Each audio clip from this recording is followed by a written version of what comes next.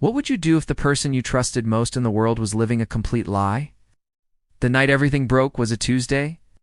I was staring at the ceiling of our Chicago brownstone, the faint glow of Sarah's phone screen painting a stripe of cold blue light across her face. She thought I was asleep. I wasn't. I watched her thumb trace patterns on the glass, a faint, almost imperceptible smile on her lips. It was a smile I hadn't seen directed at me in months. My heart hammered against my ribs, a frantic drumbeat in the suffocating silence of our bedroom on North Astor Street. I knew, even then, that I was watching the end of my life as I knew it. The real question wasn't what she was hiding, but how long she'd been hiding it. If you genuinely enjoy our stories, please subscribe to the channel. Tell us where you're from and what time it is right now. It's always fascinating to know how far our story flows. It started subtly. A few months before the wedding, Sarah became distant. She'd attribute it to wedding stress, a convenient excuse that I, blinded by love, readily accepted. There were late nights at the office that stretched into the early morning, hushed phone calls she'd take in the other room, and a new, almost frantic obsession with her privacy. Her phone, once left carelessly on the kitchen counter, was now permanently attached to her hand, guarded like a state secret.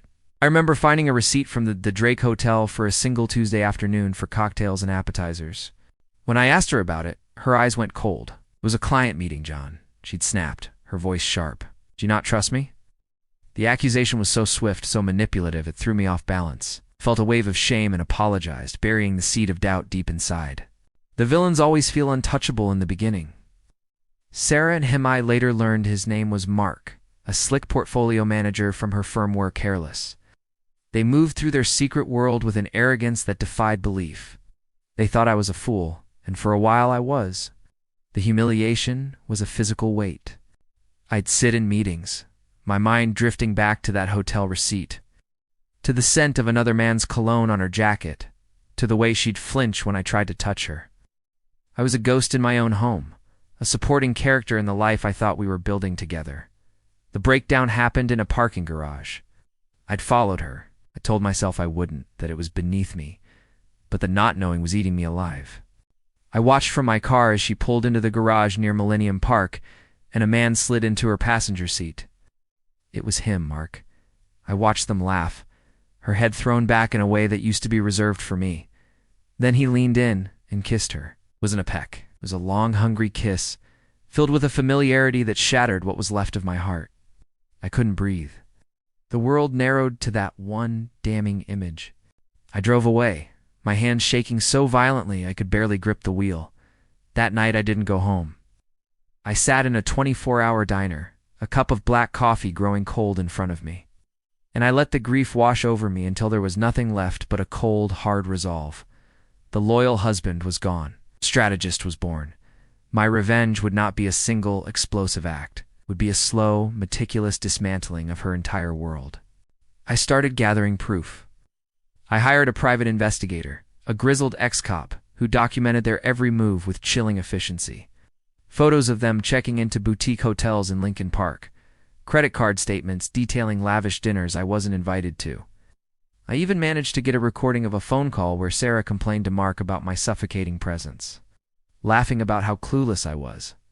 Each piece of evidence was a stone I laid for the trap. Legally, I was preparing for war. I met with the most ruthless divorce attorney in Chicago, a woman known for leaving her opponents with nothing but the clothes on their back. We structured everything. I quietly moved all my personal assets into a trust. I documented every cent she spent from our joint accounts on her affair. The public exposure was the final act. Sarah's parents were hosting a lavish party to celebrate our 1-year anniversary. It was at a swanky downtown venue filled with her influential colleagues, our friends, and family. She stood beside me, radiant in a designer dress, playing the part of the adoring wife. During the toasts, I took the microphone. I started by thanking everyone for coming, my voice steady. I looked at Sarah, a faint cold smile on my lips. A year ago, I began, I stood at the altar and promised to love and honor my wife. I believed in that promise. I believed in us. I paused, letting the silence hang in the air. But secrets have a way of coming out. I've been keeping one of my own. I gestured to a large screen behind the stage. I knew, I said, my voice dropping to a near whisper as the first picture flashed on the screen. Sarah and Mark, kissing in the parking garage. The room went silent. Picture after picture appeared: hotel check-in desks, restaurant bills, intimate embraces. Then the audio played, her voice mocking me. A collective gasp rippled through the crowd. Wow! Sarah's face was a mask of horror. Her father's face was thunderous. Her boss, the CEO of her firm, stared at the screen, then at her, his expression hardening. She looked at me, her eyes pleading, but she found no mercy in mine. She stumbled backward, her hand flying to her mouth, and then she collapsed onto the floor in a heap of shame and expensive fabric. The aftermath was brutal and efficient. Her firm fired her the next day for violating their code of conduct. Her parents, pillars of their community, were mortified and cut her off completely. In the divorce proceedings, the evidence was so overwhelming that the judge awarded me everything: the house, the assets, and she was left with her debts and her disgrace. Mark, the smug affair partner, was also fired, and his own wife left him, taking their children with her. They were both ruined socially and financially.